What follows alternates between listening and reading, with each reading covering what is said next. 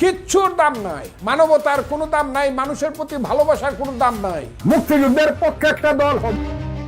BNP চেয়ারপারসনের উপদেষ্টা পদ থেকে স্থগিত হওয়া বীর মুক্তিযোদ্ধা অ্যাডভোকেট মোহাম্মদ ফজলুর রহমানকে ঘিরে নতুন করে আলোচনা শুরু হয়েছে।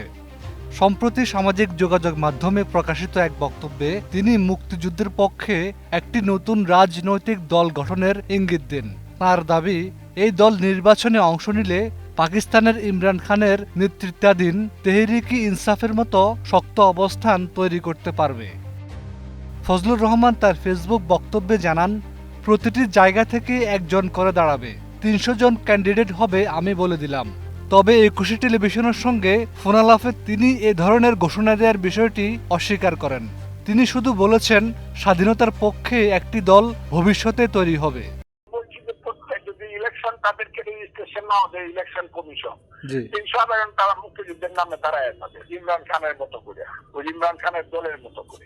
বলছি কথাটা এটা দল করবো, কথাটা বলে না, মুক্তিযুদ্ধের একটা দল হবে, কথাটা বলছি আমি এটা।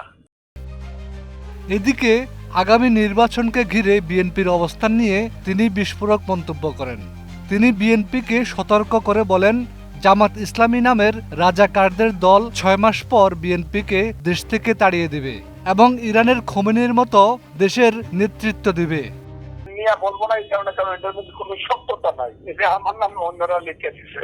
আচ্ছা, এটা আমি বলছি এই দেশে শুধু বিএনপি আর জামাত যদি ইলেকশন হয়, জি, তাহলে বিএনপি সরকারি দল হবে, জামাত হবে বিরোধী দল। বিএনপির ৬ মাস পরে আন্দোলন সংগ্রাম করে থানায় দিয়া গণি সদরের মতো দেশ থেকে তাড়াই দিব। ইরানে করছে তারা খুমিনিরা। আচ্ছা আচ্ছা আর বাংলাদেশের এই রাজাকারের বাচ্চারা ক্ষমতায় বসবে চিরদিনের জন্য। বিএনপি থেকে ৩ মাসের জন্য উপদেষ্টা পদে স্থগিত থাকার প্রসঙ্গে ফজলুর রহমান জানান, তিনি এখনও দলের অংশ। ১ মাস অতিক্রান্ত হয়েছে, বাকি ২ মাস পর তার বিষয়ে দল চূড়ান্ত সিদ্ধান্ত নেবে। মুক্তিযোদ্ধাদের দল গঠনের প্রসঙ্গে তিনি বলেন, মুক্তিযোদ্ধাদের পক্ষে দল হবেই, আমি থাকবো কিনা সেটা পরে দেখা যাবে।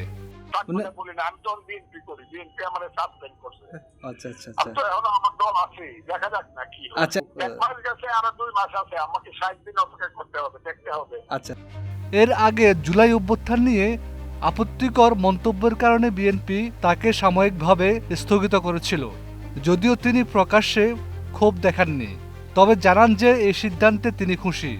পাশাপাশি তিনি দ্রুত সময়ে স্থগিত আদেশ প্রত্যাহারের অনুরোধ করেন। হাফিজুল্লাহ, ২১ টেলিভিশন।